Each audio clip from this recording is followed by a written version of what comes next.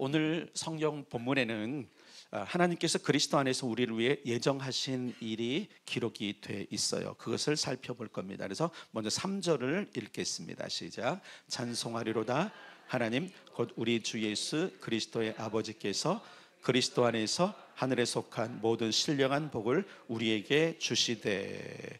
자, 제목을 하늘에 속한 신령한 복이라 그랬어요. 근데 여기는 모든이라는 단어가 있어요. 하늘에 속했다. 그런데 이렇게 말하고 있습니다. 어떻게 되면 우리 주 예수 그리스도의 아버지께서 그리스도 안에서, 우리 올해 한 해 예수님과 함께라는 표를 가지고 가고 있습니다. 그래서 우리가 누리는 모든 것, 우리에게 일어나는 모든 것들이 예수님 안에서라는 사실을 우리가 계속적으로 머릿속에 각인하고 있으셔야 돼요. 자, 하늘에 있는 영적인 모든 복으로 복 주시기 원한다. 이게 하나님의 계획이에요. 영적인 것은 타락하지 않은 것을 말하고요, 또 훼손되지 않은 것을 말하고, 오염되지 않은 것을 말하고요, 변질되지 않은 것을 말해요. 사실 우리가 허물과 죄로 죽었죠. 그래서 에베소는 계속 그걸 얘기해요. 골로새서도 그렇고요, 갈라디아도 그렇고요, 계속적으로 우리의 현존 또 그리고 우리의 과거를 허물과 죄로 뒤덮인 자, 이렇게 이야기를 하고 있어요. 그러니까 이 부분을 우리가 좀 늘 항상 생각해 봐야 돼. 아, 나는 원래 허물과 죄로 죽었던 자구나, 도저히 소망이 없었던 자구나. 그런데 하나님께서는 어떻게 하냐면, 그렇게 훼손되고 오염되고 죽었던 자들을 오염되지 않도록, 그래서 영적인 하늘의 것, 하늘의 신령한 것으로 우리에게 덮어주시길 원한다라는 것을 우리가 믿음으로 받아들이셔야 돼요. 이게 너무 중요한 거예요. 여기 지금 영적인 것이라는, 하늘의 신령한 것이라는 이 신령한 원어를 보니까 이것은 성령님께 속했다, 이렇게 이야기하고 있어요. 그렇다면 성령님께 속한 것이 무엇인지 살펴볼 필요가 있는데, 이제 그 부분은 이제 갈라디아서에 있어요. 그래서 일단은 갈라디아 5장으로 가겠습니다. 바로 앞에 있어요. 에베소서 바로 앞에. 첫 번째는 열매인데 5장 22절 23절, 5장 22절 23절, 갈라디아서 5장 22, 23 시작. 오직 성령의 열매는 사랑과 희락과 화평과 오래 참음과 자비와 양선과 충성과 온유와 절제니 이 같은 것을 금지할 법이 없느니라. 아멘. 잘 보세요. 성령님께 속한, 하늘에 속한 것, 결국은 이게 우리에게 없는 거예요. 사랑도 사실 우리에게 없어요. 아니, 무슨 말씀이십니까? 우리는 이 땅을 살면서 서로 사랑하고 살고 있는데 원래 본래 없어요. 죽은 자에게 없어요. 허물과 죄로 덮이는 자들에게는 사랑이 있을 수 없습니다. 사랑이 아니라 그 반대의 것이 있죠. 이기심이 있고요, 질투가 있고요, 그렇죠? 시기가 있고요. 만약에 우리가 이런 일들이 우리 안에 계속적으로 일어난다면 우리는 허물과 죄로 죽었던 상태로 돌아가는 거예요. 그런데 하나님의 계획은 아니죠.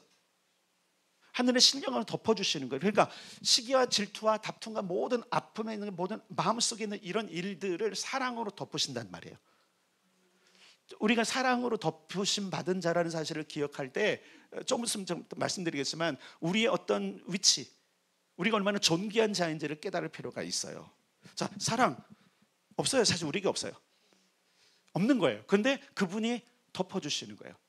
예수님과 함께. 그래서 우리가 사랑을 해도 예수님과 함께 사랑해야 돼요. 예수님 안에서 사랑해야 돼요. 예수님 밖에서 사랑하니까 뭐로 가죠? 집착으로 가는 거예요. 예수님 밖에서 사랑하니까 엉뚱한 사랑을 하는 거예요. 사랑이 아닌 것을 사랑이라고 착각하는 거예요. 그리고 사랑하지 않아야 될 대상들을 사랑해요. 죄를 사랑하고요, 그죠? 달콤한 유혹들을 사랑하고요, 그렇잖아요. 그리고 반대로는요, 사랑이 안 덮여지면 미워하고 시기하고 질투하고 이런 모습이에요. 그러니까 우리 한번 생각해 보세요. 예수님이 함께한 사랑이 내 안에 없을 때에 내 삶에서 무엇이 드러나는지를 봅시다.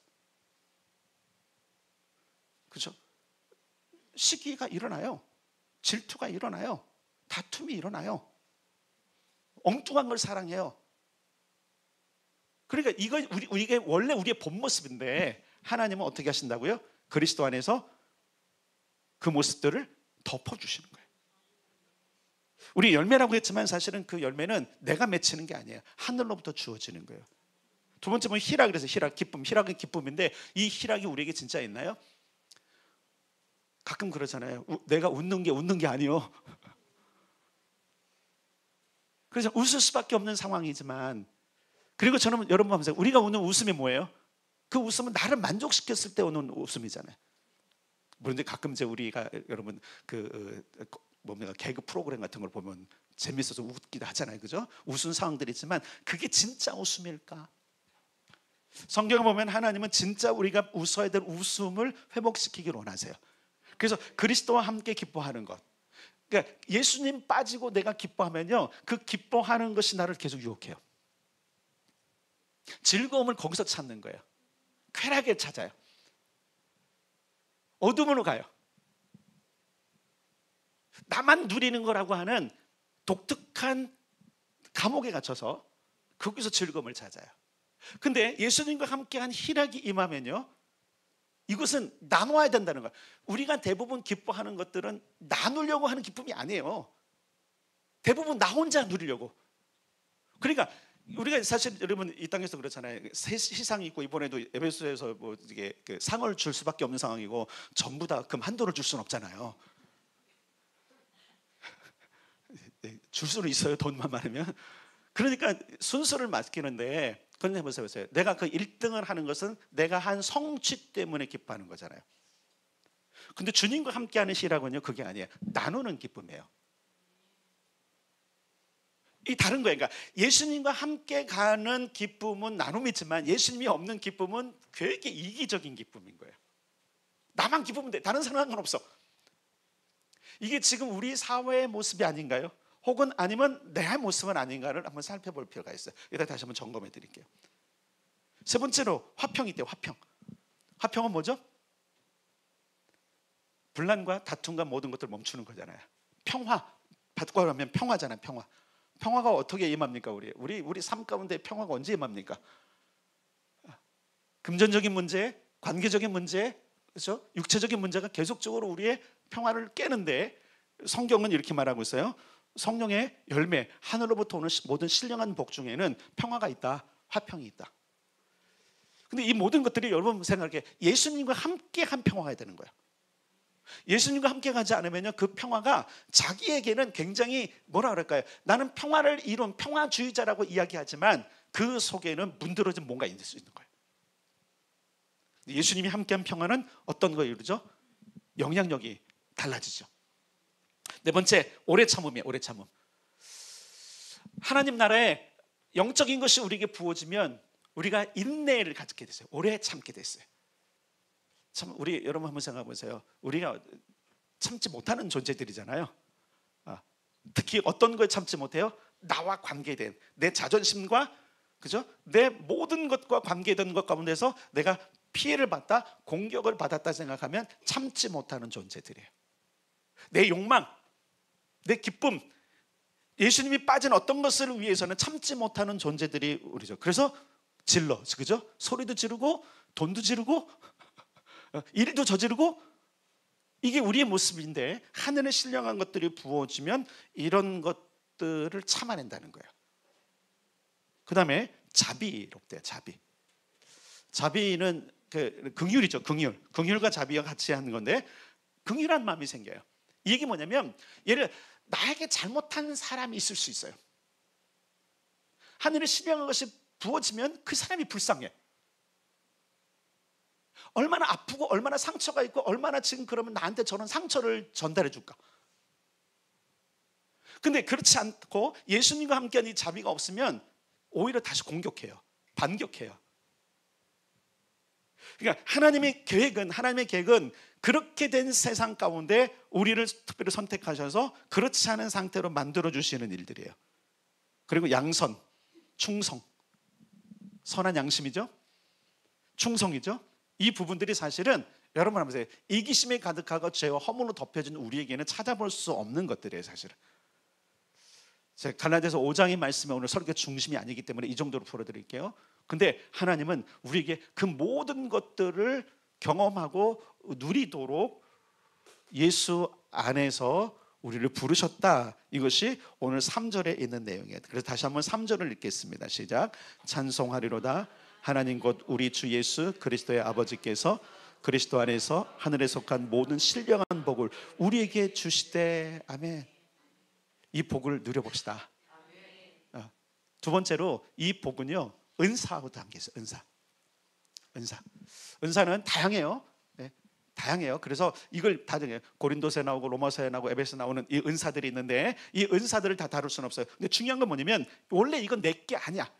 나에게 나올 수 없는 것이고 꿈꿀 수도 없는 것인데 하나님께서 성령으로, 예수 그리스도 안에서 성령으로 하늘에 속한 것들을 내게 주셔서 이 땅을 섬기도록 하신 것들, 이것을 은사라고 이야기를 하는 거예요. 어쨌든 주님의 계획, 하나님의 계획은 예수 안에서 우리를 위해 이런 것을 예정하셨다라고 얘기했어요. 두 번째, 우리를 택하셨어요. 자, 4절을 읽겠습니다. 시작. 곧 창세전에 그리스도 안에서 우리를 택하사 우리로 사랑 안에서 그의 앞에 거룩하고 흠이 없게 하시려고. 아멘. 자, 택하신 이유는 뭐예요? 거룩하고 흠이 없게 하시려고. 자, 3절에 보면 아까 하늘에 속한 신령한 것이 없는 모습일 때는 죄와 허물로 가득 찬 존재였는데 하나님께서 하늘에 속한 것들로 부어주심으로 말미암아 어떻게 해요? 거룩하고 흠이 없게 하신다. 그런데 더 중요한 게 있어요. 그 이유는 5절이에요. 5절 시작. 그 기쁘신 뜻대로 우리를 예정하사 예수 그리스도로 말미암아 자기의 아들들이 되게 하셨으니. 아멘. 이 얘기 뭐냐면 거룩하고 흠이 없는 아들들이 되게 하셨다. 그리고 이 아들들에게 주시는 것이 뭐예요? 하늘에 속한 모든 신령한 복인 거예요.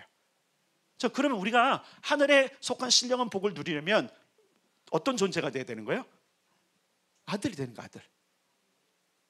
하나님이 세상을 이처럼 사랑하사 독생자를 주셨으니 이는 그를 믿는 자마다 멸망하지 않고 영생을 얻게 하려 하심이라. 영접하는 자 곧 그 이름을 믿는 자들에게는 하나님의 자녀가 되는 권세를 주셨으니. 예수 그리스도로 말미암아 우리를 아들들이 되게 하신 거예요. 아들들. 이 부분에서 로마서는 상속자라고 했고요, 갈라디아서는 상속자라고 이야기하고 있어요. 자, 그런 가운데 이들은 어떤 자들이냐? 거룩하고 흠이 없는 자로 만드는 거예요. 근데 사실은 여러분, 우리에게 거룩이 있나요? 우리는 흠투성이지 않나요? 근데 흠이 없게 하시겠대.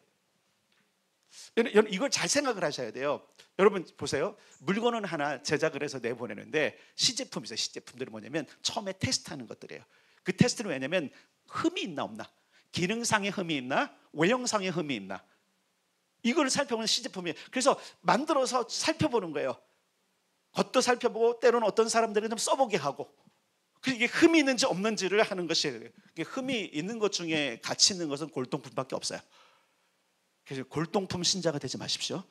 예. 골동품 중에 가치가 있는 것은 수백 년은 돼야 돼요. 예. 그러니까 골동품 신자는 될 수가 없는 겁니다. 고작 해야 100년 사는 인생인데, 그러니까 흠이 없는, 여러분 생각해 보세요. 내 삶에 흠이 있다면 그 흠을 하나님께서 없이 하신다. 그 얘기 뭐예요? 나에게 흠이 있으면 안 되는구나를 우리들 스스로가 해야 돼요. 이 얘기 뭐냐면 가치를 높여야 된다는 거예요. 하나님의 계획은 우리를 아들들로 삼으셨을 뿐만 아니라 그들을 거룩하고 흠이 없는 아들들로 만들기 위함이라는 거예요. 그래서 우리를 연단하시는 거예요. 그래서 우리를 테스트하시는 거예요. 그래서 우리를 풀무불 가운데 넣으시는 거예요. 왜 그러세요? 흠이 없게 하려고. 여러분 잘 알지만 순도 100%, 99.9%의 금을 얻기 위해서는 어떻게 하죠? 풀무불에 엄청나게 하잖아요. 뜨거운 불에 아주 딱 하고, 그리고 그것도 그냥 끝나잖아요. 요즘은 재련 기술을 받아고 또 다른 약품을 설치하고 또 불순물을 뽑아내고 해서 진짜 99.9%가 나올 때까지, 100%라고는 안 하더라고요. 99.9%. 왜냐면 0.001%는 있을 것 같아서. 하나님도 우리를 그렇게 만들고 싶어 하세요. 근데 그렇게 되려면요, 따라서 예수님 안에, 예수님과 함께. 예, 불순물이 다 있는데 우리를 완전하게 하시는 유일하신 분이 누구시냐면 예수님이신 거예요. 그분과 함께 있으면 우리는 순수해집니다. 그분과 함께 하지만 우리는 순전해집니다. 그분과 함께 하면 우리는 거룩해지는 거예요. 자, 거룩하고 흠이 없는 아들들이 되게 하셔서 하늘에 있는 모든 영적인 복을 주신 이유가 있는데, 그것이 6절에 기록되어 있는 거예요. 6절 읽겠습니다. 시작. 이는 그가 사랑하시는 자 안에서 우리에게 거저 주시는 바 그의 은혜의 영광을 찬송하게 하려는 것이라. 아멘. 자 보세요. 거저 주시는 은혜의 영광. 여기 거저 은혜의 영광을 좀 이렇게 풀어서 보면 영광스러운 은혜, 그분이 베푸셨던 그 은혜, 거저 주시는 것에 따른 우리가 누릴 수 있는 영광이 있다라는 거예요.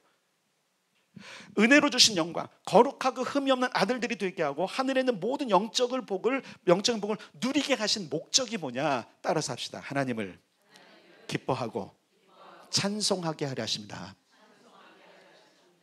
그렇죠. 네. 그래서 여러분, 인생의 가장 주된 목적이 뭐예요? 그분을 즐거워하고 그분의 이름을 찬송하는 거예요. 그게 인생의 가장 주된 목적이라고 문답에 나와 있어요. 그분을 기뻐하고 그분을 즐거워하고 그분을 찬송하고 그분께 영광을 올려드리는 것. 자, 여기서 영광을 올려드린다는 이야기를 우리가 쉽게 말하면 원래 그게 내가 취할 것이 아닌 거예요. 나의 나됨이 원래는 허물과 죄로 죽을 수밖에 없는 존재고 말 그대로 문제투성인데 예수 그리스도로 말미암아 우리를 덮으심으로 말미암아서 그 덮어진 공간에서 예수로 말미암아 발휘되는 빛이 있는 거예요. 그건 내게 아니에요. 그래서 그렇게 된 내 인생을 존귀하게 하시고 내 인생을 가치 있게 하시는 분, 그것도 값없이 그렇게 하신 분께 합당하게 그 공로를 인정해 드리는 것을 영광을 돌린다라는 거예요. 그래서 우리가 그러죠. 하나님께 영광입니다. 이걸 그냥 의미를 알고 하는지 모르겠어요. 모든 것의 공로는 예수 그리스도로 말미암아 하나님이 하신 겁니다라는 것. 근데 이게 여러분, 예수님과 함께 가지 않으면 이 고백이 안 나와요. 왜? 우리는 원래 죄와 허물로 죽었어요. 그래서 우리는 항상 나를 드러내기를 원해요. 죄성이, 가장 큰 죄성의 죄가 뭔지 아세요? 나를 드러내는 거예요. 누구보다? 하나님보다. 아담과 하와가 범죄했을 때 그 범죄의 근원을 따라가면 뭐예요? 그 범죄의 근원을 보면 사단이 그를 유혹한 걸 볼 수 있어요. 야, 하나님과 같아질 거야.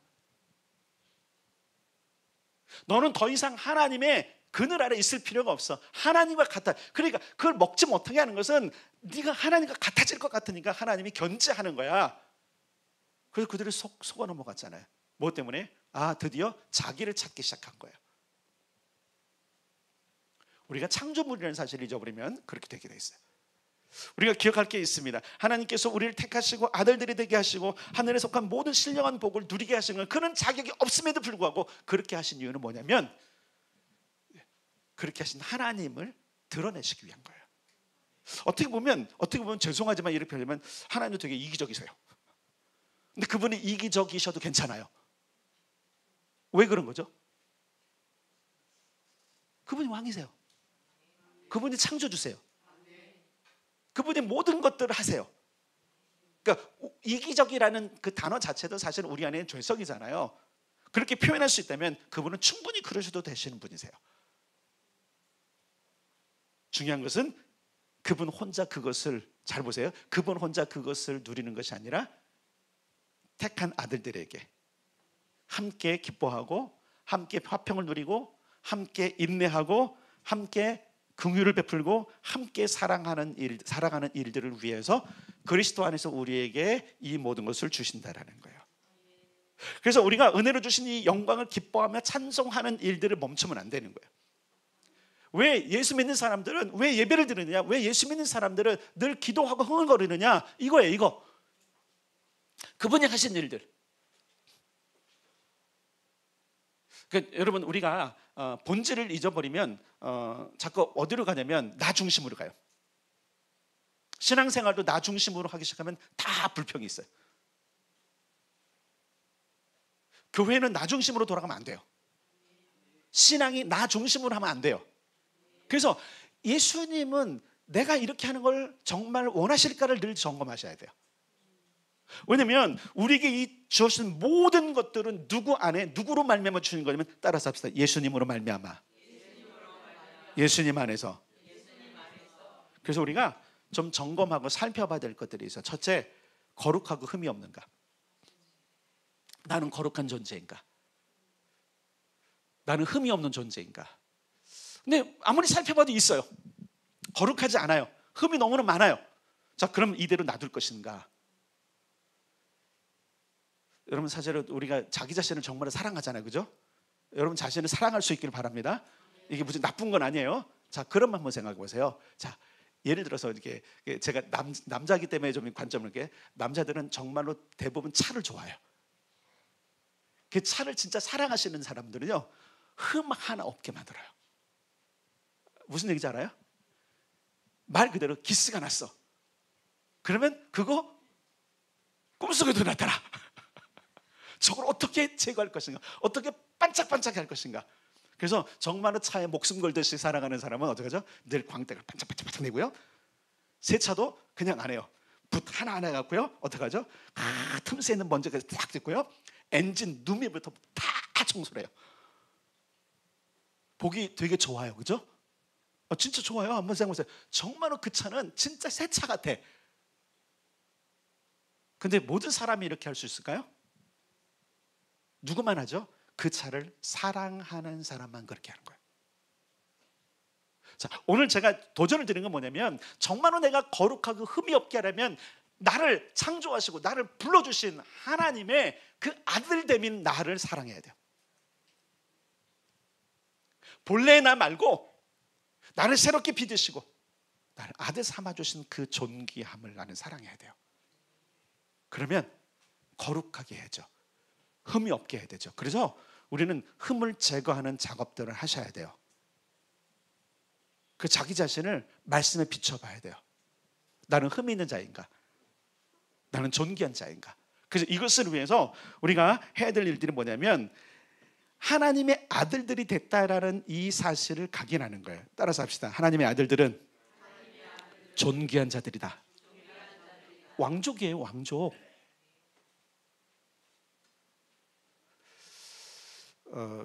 예전에 그 일산에 있을 때 그 케빈 승무원, 그 말 그대로 예전에 스튜디오스라고 하는데, 그죠? 그 여성분이 한 분 계셨는데, 이분은 이제 은퇴하신 분이에요. 다 퇴직하고 이제 그 교회에 있었는데, 이분 진짜 키도 크시고요, 정말 이뻐요. 근데 이분 이제 신방을 가면 이제 궁금하니까 물어봐요.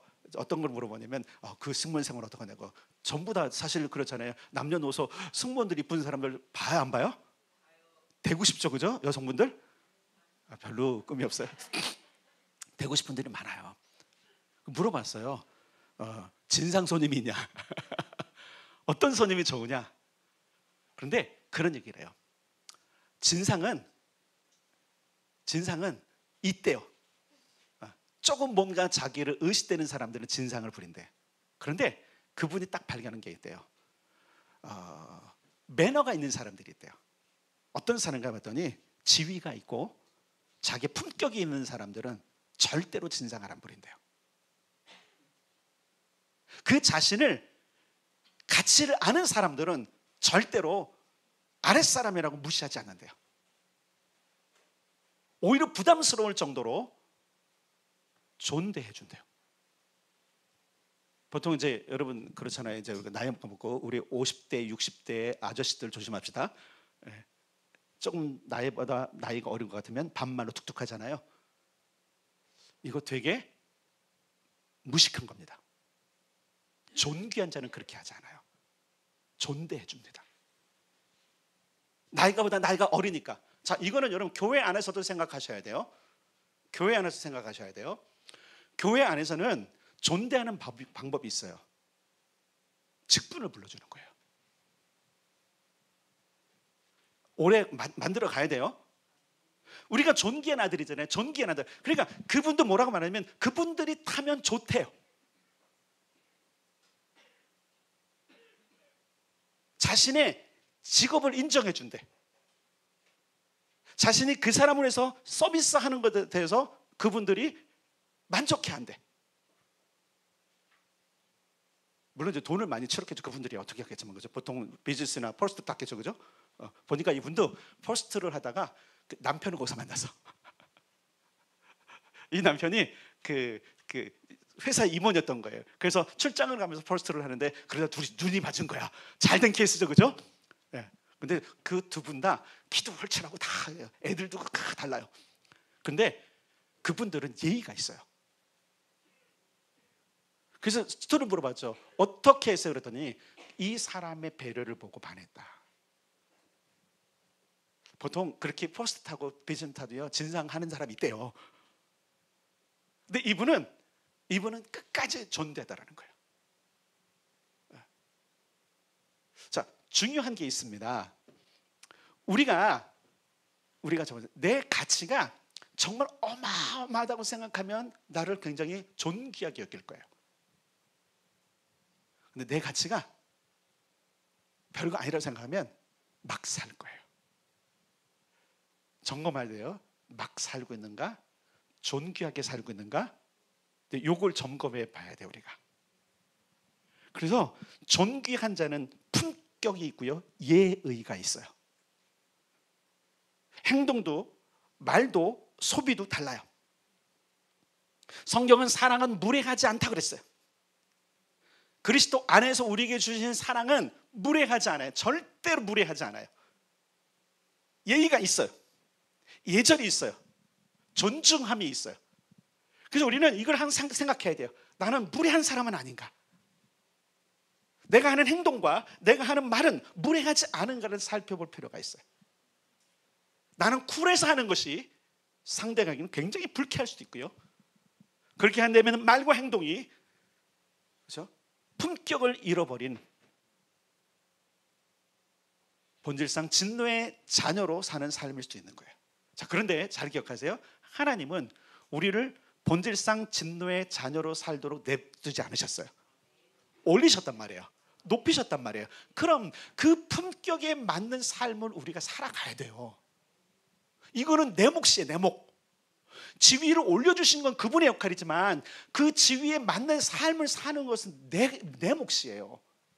품격 있는 행동과 품격 있는 언어와 품격 있는 소비가 필요해요. 품격 있는 존귀한 자들은 함부로 행동하지 않습니다. 자기의 행동에 따른 결과를 알기 때문에 그러는 거예요. 함부로 말하지 않습니다. 그 말에 따른 결과가 있기 때문에 그러는 거예요. 함부로 시간을 쓰지 않습니다. 함부로 몸을 쓰지 않습니다. 함부로 물질을 쓰지 않습니다. 가치가 있고 함께 누리고, 그렇죠? 함께 기쁨을 누릴 수 있는 곳에 그것을 씁니다. 그럼 이것이 되려면 어떻게 되냐면 따라서 합시다. 나는 존귀한 자가 됐다. 이 얘기를 들으면 기뻐는 하는데 문제는 뭐냐면 존귀한 자답게 안 살아요. 듣기는 좋아해. 당신은 존귀한 사람입니다. 그걸로 끝이에요? 하나님이 장난하시는 분이세요? 아니에요. 그분은 우리를 이미 존귀하게 하셨어요. 아들의 자리로 오르셨단 말이에요. 다시 말하지만 자기의 아들들이 되게 하셨으니 되게 할 거예요? 되게 하신 거예요? 하셨어요. 품격을 높이세요. 킹덤, 그분의 나라와 영원토록 펼쳐진 그 왕국의 사람들로 다 왕족이 되게 하셨어요. 그러면 우리는 거기에 걸맞는 품격, 존귀한 자로 살아가야 돼요. 아까 사랑은 무례하지 않다 그랬죠? 그래서 품격이 있는 자는 갈라디아서가 경고하고 있는 게 있어요. 다시 갈라디아서 5장으로 가겠습니다. 품격이 없는 자는 이렇게 살아요. 19절부터 21절 19절부터 21절 갈라디아서 5장 시작. 육체의 일은 분명하니 곧 음행과 더러운 것과 호색과 우상숭배와 주술과 원수 맺는 것과 분쟁과 시기와 분냄과 당지는 것과 분열함과 이단과 투기와 술취함과 방탕함과 또 그와 같은 것들이라. 전에 너희에게 경계한 것 같이 경계하노니 이런 일을 하는 자들은 하나님의 나라를 유업으로 받지 못할 것이요. 이렇게 사는 자들은 어떤 자들일까요? 예수 밖에 있는 자들이에요. 근데 우리는 예수 안에 있지 않습니까? 예수님이 우리 안에 오셨죠? 우리가 그 안에 있죠? 그렇다면 이 모든 것들은 우리에게 가당치 않은 거예요. 그래서 바로 22절, 23절 아까 그 열매가 있는 거예요. 이것 대신 하나님은 우리에게 하늘에 속한 신령한 것들을 주셔서 이 삶을 살게 할 거예요.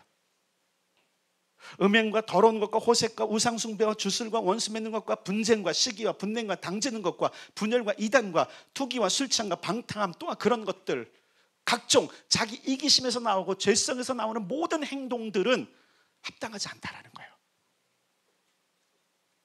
네, 굉장히 많은 사람들이 여기에 시간과 물질과 몸을 쓰죠. 행동과 말을 거기에 의탁해버리죠. 하나님이 우리를 부르신 부르심은 위대한 부르심입니다. 하나님이 우리를 부르신 부르심은 존귀한 부르심입니다. 그러면 자기 자신이 존귀한 자인지를 봐야 돼요. 그리고 나는 존귀한 자의 품격을 가지고 살고 있는지를 점검하셔야 된다는 거예요. 세 번째, 하늘에 있는 모든 영적인 복을 가지고 있고 누리고 있는가. 아까 읽었던 그렇죠? 열매와 은사들이 내 삶에 나타나고 있는가. 아까 점검했기 때문에 사랑과 희락과 화평과 오래 참음과 자비와 양성과 충성과 온유와 절제니, 이 모든 것들 뭐예요? 금지할 법도 없는 이런 것들. 누가 주시면, 예수님께서 우리에게 부어주시면 아무도 그것을 금지할 수 없는. 그러니까 여러분, 우리가 행하는 이 모든 것들을 아무도 금지할 수 없기 때문에 우리는 존귀한 자의 품격으로 이 땅을 살아가야 돼요. 경영해야 돼요. 경영이라고 했어요. 경영이라는 단어 되게 중요해요. 경영은 가만 놔두는 게 경영이 아니에요. 부족한 것을 채우고, 그죠? 분석하고 바꾸고 더 낳고 더 좋은 것으로 바꾸는 것이 경영이에요. 남김이 있는 것을 위해서, 그죠? 더 새롭고 더 아름답고 더 멋지고 더 풍성한 것으로 바꾸기 위해서 하는 것이 경영이라면 우리는 마땅히 경영을 해야 합니다. 이것을 신앙 경영이라고 하죠. 인생 경영일 수도 있는 거예요. 중요한 것은 하나님은 이미 우리가 그렇게 할 수 있는 자격을 줬다는 거예요. 네 번째, 그러면 하나님의 은혜로 주신 이 영광스러운 일을 우리가 찬송하고 있는가? 찬송을 못하는 이유는 다 망각하고 있기 때문에, 내가 존귀한 자는 걸 망각하고 있고 나를 새롭게 빚으셨다는 사실을 망각하고 있기 때문에 우리가 찬송을 못하는 거예요. 생각해보면 기쁨이에요. 생각해보면 감사한 일이에요. 수도 없이 많은 감사들을 마땅히 하나님께 돌려드리고 있느냐, 그 공로를 하나님께 올려드리고 있느냐, 우리 삶에서 이걸 보셔야 돼요. 가장 중요한 마지막 결론은 따라서 합시다. 예수 안에서 내 삶에 이것이 나타나는지가 중요한 거예요. 그래서 우리가 예수님과 함께 살자고 지금 하는 거예요. 예수님과 함께 걸어가자고 그러는 거예요. 왜냐하면 예수님이 안 계시면요, 이 품격과 모든 것도요, 뭘로 단지 아세요? 나를 다 드러내기 위해서, 나를 자랑하기 위해서, 내가 적어도 이런 사람이라는 것을 뽐내기 위해서요. 그러나 예수님이 오시면요, 내가 어떤 지위에 있든지 겸손해져요. 품격이 달라져요. 왜 사회 생활하면서 왜 우리가 존중을 받지 못하고 왜 예수 믿는 사람들이 더 손가락질을 받느냐면 이게 안 나타나서 그러는 거예요. 로마서에도 보면 피조물이라도 그리스도의 구속과 그분의 하는 것들이 드러나기를 기다린다고 그랬어요.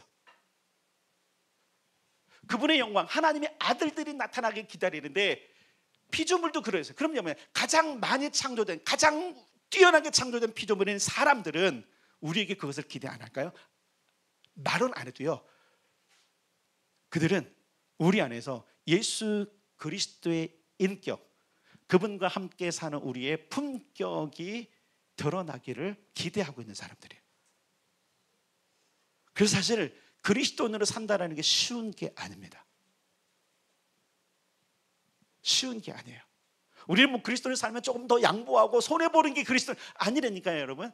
그거는 일부로 나타나는 거예요, 일부. 근데 그것이 정말 너무 커서 그것만 하다 보면 난 그리스도인, 나는 양보, 이게 아니라니까요. 본질이 아니라니까. 예수님 때문에, 예수님 안에서 그 품격이 때로는 양보도 하는 것이고 그 품격이 때로는 져주는 거지, 양보와 져주는 것이 그리스도인의 중심이 아니라는 사실을 여러분 아셔야 돼요.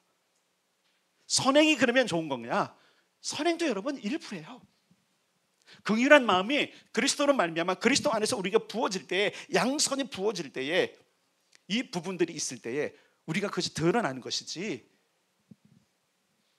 그래서 성경은 오늘 이야기하고 있는 거예요. 모든 신령한 복을 너에게 주신다. 너희를 아들들이 되게 했다. 거룩하고 흠이 없게 하셨다.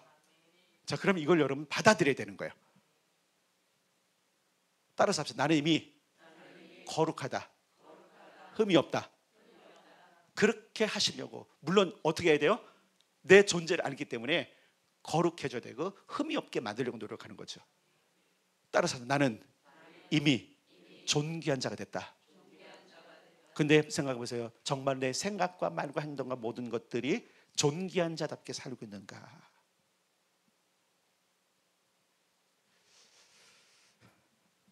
올해 우리가 예수님과 함께 살아가기 위해서 두 번째로 주시는 말씀이 오늘 본문의 말씀이에요. 하나님은 우리에게 하늘에 속한 신령한 복으로 살길 원하신다. 그러려면 예수님과 함께 가셔야 돼요. 예수님이 우리 안에 계셔야 돼요. 그분으로부터 온 거예요. 그분으로부터. 그래서 여러분, 우리가 잘 기억하셔야 돼요. 내가 기도하는 자리에도 예수님이 함께 계셔야 되고요, 말씀을 읽는 자리에도 예수님 함께 계셔야 되고요, 기억할 게 있어요. 여기 지금 우리가 예배드리는 이 자리에도 예수님이 함께 계셔야 되는 거예요. 그분 없이 이 예배는 무효인 거예요. 그분 없이는 무효예요. 그분과 함께, 나를 위해서, 우리를 위해서 피 흘리신 그분과 함께 우리가 예배드릴 때 이것을 하나님께서 받으시는 거예요. 그래서 그분과 함께 먹어야 돼요. 그분과 함께 자야 돼요. 그분과 함께 근무하셔야 돼요.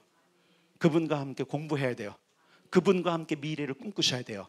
그럼 뭐가 나타나요? 하늘에 속한 모든 신령한 것들이 부어짐으로 말미암아 어떻게 될까요? 존귀한 자의 품격과 존귀한 자의 영향력이 나타나는 거예요. 다시 말씀드릴게요. 왜 지금까지 나에게는 이 좋은 것들이 드러나지 않았을까?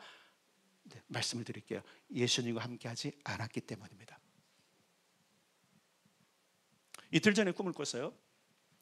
이 꿈에 대해서 고민하고 있었는데 이틀 꿈을 꿨어요.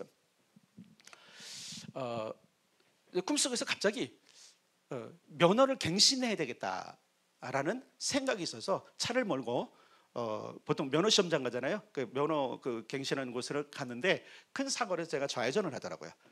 좌회전을 딱 했는데 앞서 가던 버스가 우측으로 비켜주더니 저에게 양보를 했어요. 근데 지나가는데 보니까 내 차는 소형 경차 내지는 오토바이 같은 거예요. 그러다가 조금 보니까 지날 때 보니까 내가 뛰어가고 있어.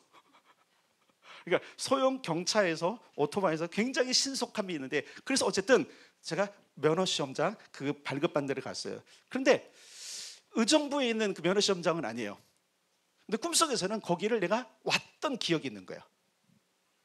도로변에 바로 있었고, 그리고 들어갔더니 건물의 시설들이 많이 바뀌었는데 좀 낯설었어요. 그런데 똑같더라고요, 그 구조들이. 그래서 이제 접수처로 갔는데 사람이 너무 많은 거예요. 줄이 너무 긴 거예요.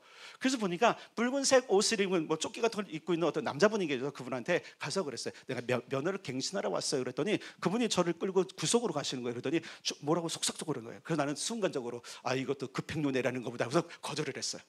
그럴 수 있잖아요, 그죠?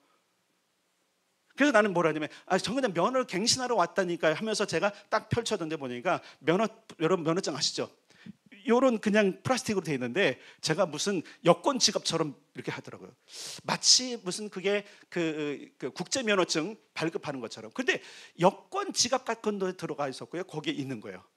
그거 보여줬더니 그분이 볼펜으로 큰 뭐랄까 사인펜 같은 거라네. 거기다 이제 오른쪽에 이제 면허 기한이 있는 곳까지 위에다가 중간에다가 팔자를 딱 써주는 거예요. 그래서 순식간에 뭐야? 8년이나 남은 거야? 갱신이? 근데 보니까 유효 기간이 2026년인 거예요. 근데 속으로는 뭐야? 기한이 8년인 거야? 근데 내가 지금 갱신하려고 하는 거야? 그래서 그래요. 차라리 대형을 딸까? 차라리 대형을 딸까? 그런데 그분은 뭔가 아는 듯이 미소를 짓고 있는 거예요. 제가 꿈을 깼어요. 그러니까 하나님께 여쭤봤어요. 하나님, 무슨 꿈으로 제게 주셨습니까? 제 해석. 그러니까 첫째, 팔은 너는 새로운 출발선에 있다. 팔이 새로운 출발이거든요. 새로운 출발에 있다. 대형 면허? 그게 맞다. 버스도 비켜줄 정도로 신속하게 갈 것이고, 그리고 대형이 될 거다. 그러니까 제가 받은 거예요. 제가 계속 기도하고 있어요. 여러분도 기도해 보세요. 근데 저는 이것이 교회적인 문제뿐만 아니라 우리 성도들 전체의 문제라고 보기 때문에 제가 말씀을 드리는 거예요. 저는 대표성 있는 사람이기 때문에. 지금 우리는 새로운 출발선상에 있습니다. 지금 이 3월은 새로운 출발선상이에요. 자, 보세요. 누구든 예를 들어서 마라톤을 하던 모든 사람 출발선이 있습니다. 출발선상에 3월까지는 출발선상에 있는 거예요. 4월부터는 뛰는 겁니다. 뛰는 거예요. 그런데 제가 꿈속에서 차라리 대형으로 바꿀까? 그래서 가끔 대형 면허를 따야 되나? 예언적 행동이니까. 물론 이제 저는 이런 꿈이 생길 수밖에 없는 게 뭐냐면, 개척하기 전에 하나님께서 저에게 말씀하신 게 있잖아요. 너희 교회를 부흥케 할 거야. 성장케 할 거야. 근데 그게 대형을 넘는 거거든요. 버스도 비켜줄 정도로. 버스도 비켜줄 정도로 버스가 양보를 하더라고요. 그 버스가 알아서 양보를 하더라고요. 제가 좌회전을 딱 해서 가니까 버스가 알고 양보를 해주는데 제가 신속하게 가는 거예요. 그래서 주님이 그렇게 하는 10개월 내에 뭔가를 하신다 그랬거든요. 꿈은 더 해석할 필요가 있고 또 그리고 적용할 필요가 있지만 여러분도 한번 이 꿈을 기억해 보세요. 내가 새로운 출발선상에 있구나. 그래서 제가 꿈속에서 나에게 그 안내한 분이 성령님이셨구나. 붉은색 주님이셨구나. 그분이 말씀하신 거예요. 새로운 출발이야. 팔을 써주시면서.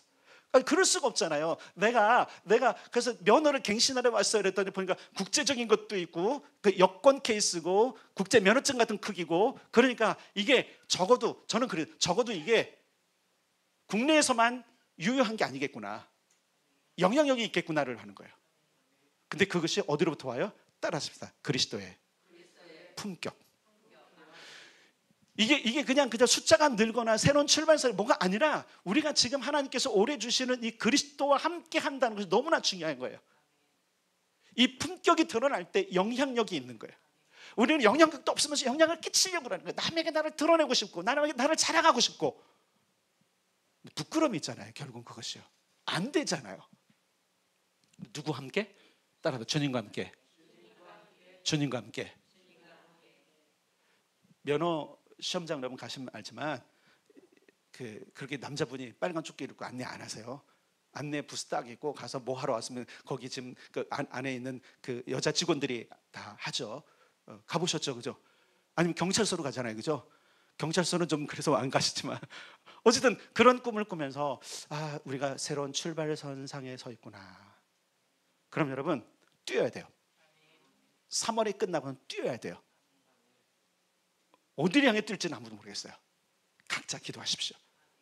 각자 기도하십시오. 올해 하나님께서 여러분들에게 예언적인 성구를 주셨어요. 예언적인 메시지를 주셨어요. 그거 다시 들으세요. 다시 듣고 여러분이 뛰어갈 4월은 뛰는 겁니다. 그러면 뭐예요? 몸을 풀어야 돼요. 자, 단거리 선수들은 그 허들이 다 잊어버렸어. 이게 그 발을 이렇게 해서 앉잖아요. 뒤에 이렇게 뭐라 이거를 다 잊어버렸어요. 옛날 육상 선수였는데 그거를 다 자기 다리의 폭에 맞춰서 해요. 그냥 주는 게 아니에요. 자기 보폭에 맞춰서 최적으로 하거든요. 그리고 나서 그걸 다 할 준비하고 뭐예요? 하고 나면 살짝 뛰어보기도 하고 몸을 풀기도 하고. 마라톤 선수들은 어떻게 하죠? 뛰기 전에 퍼즐만 앉아갖고 막 하는가요? 아니요, 몸을 풀어요. 살살 몸을 풀어요. 왜? 몸이 긴장만 안 되니까. 그리고 땅 소리와 함께 잘 보세요. 단거리 선수들은 최선을 다해 뛰는 거고 마라톤 선수는 설설 뛰기 시작해요.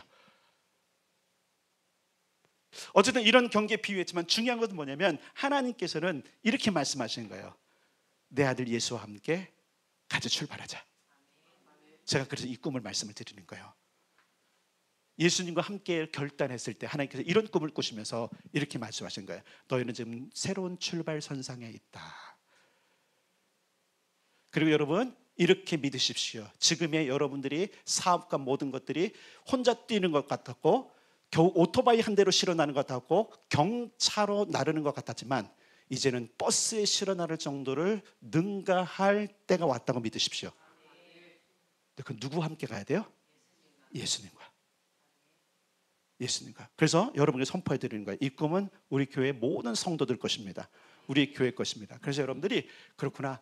이제 하나님께서는 우리 수준을 다르게 하셨구나. 그러기 전에 잘 기억하세요. 버스 기사도 품격 있는 기사와 그렇지 않은 기사의 운전이 달라요. 품격을 갖춥시다. 그럼 예수님과 함께 가셔야 돼요. 오늘 본문의 말씀을 다시 한번 정리해 드리겠습니다.